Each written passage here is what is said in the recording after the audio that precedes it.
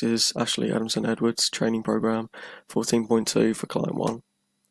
My client is called Mark Keneally, and they're age 17, have a medical background, no current or previous diseases, and doesn't smoke or drink alcohol. Their lifestyle background, doesn't currently have an occupation, and has a main hobby of playing basketball. Meanwhile, their hours of sleep which they get daily could be significantly improved with 6 to 8 hours, and they don't consistently get a good night's sleep. Nutrition, my client's diet only consists of intake around 1,500 calories per day, whilst consuming 4 out of 5 of their day on average every day.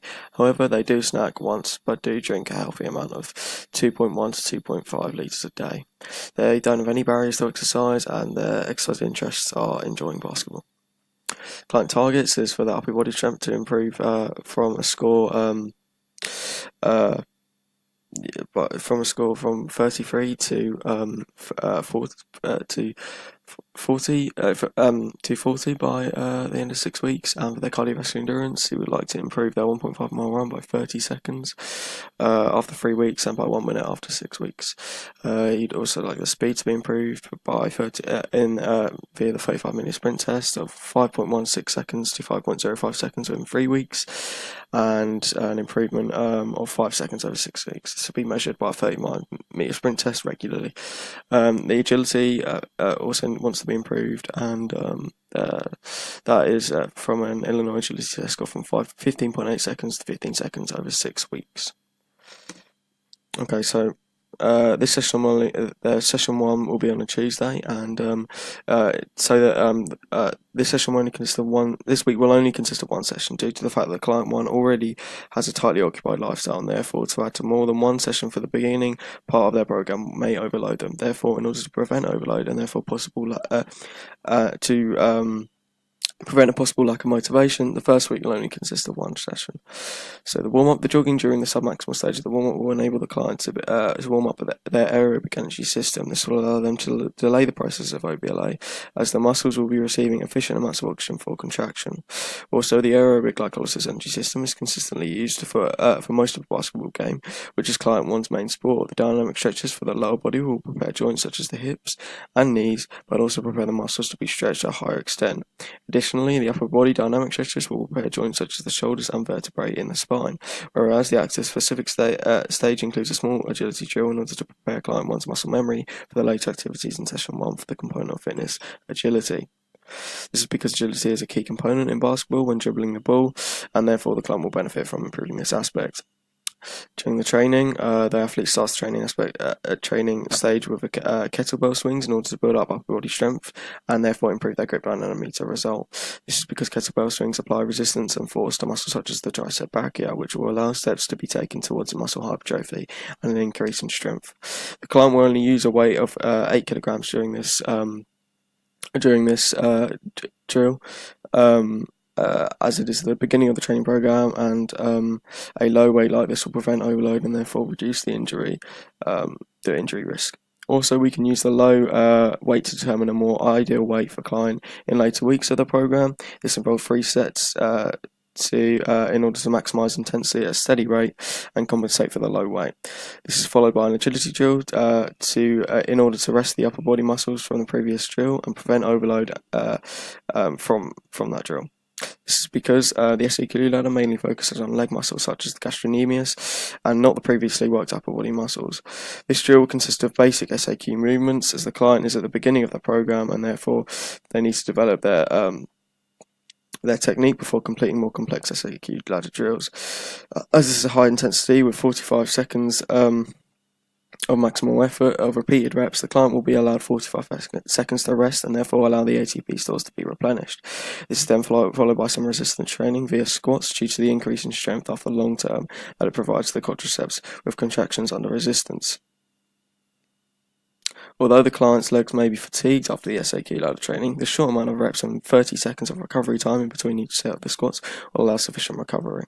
Additionally, the quadriceps in client 1's preferred sport of basketball would be essential to be at a high strength to cause power in the legs in scenarios like the tip-off at the start of a basketball match.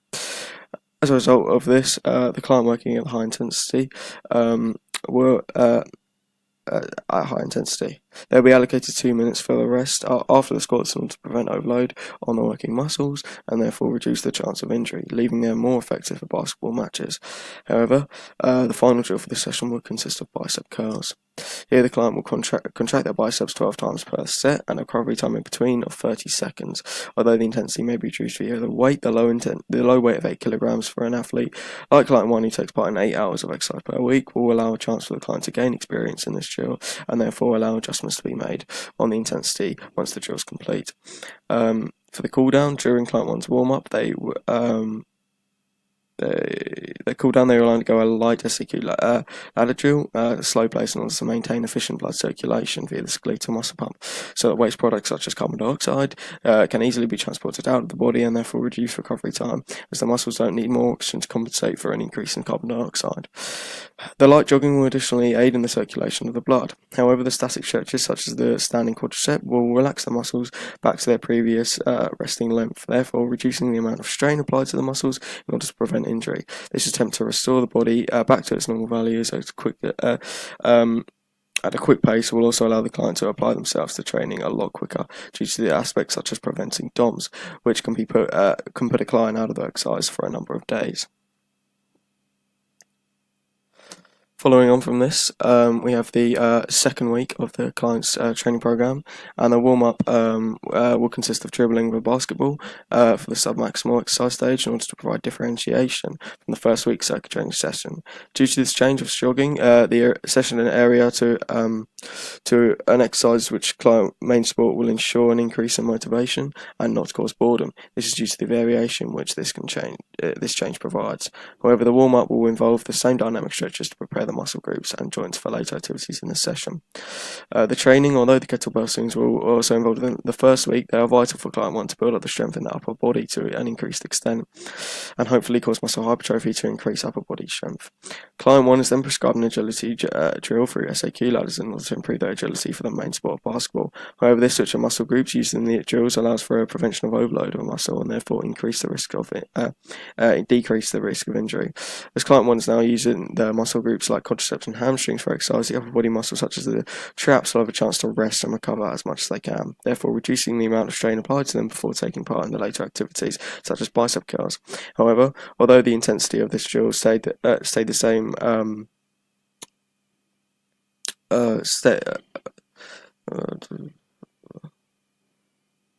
same set time, amount of sets and resting time, but the type of SAQ ladder drill has changed from 2 feet in each technique changed to a technique called in, out, out. This more complex type of SAQ ladder training will progressively overload client 1's coordination, which is a key aspect of agility. Following on from this, the resistant training of squats will allow client 1's quadriceps to improve in strength and power. However, the intensity of the squats has also stayed the same due to the fact that client 1 would still be getting used to the current intensity of this high demanding drill. But if this intensity was changed, due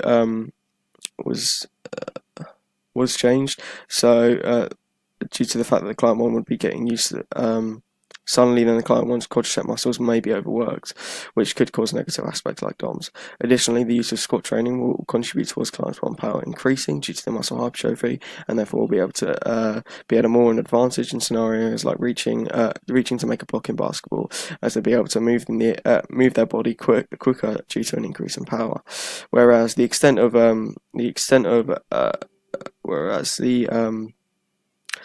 extensive drill of bicep curls will isolate the bicep muscle due to the dumbbells, and therefore allow for them to be individually progressed in terms of improving bicep upper body strength.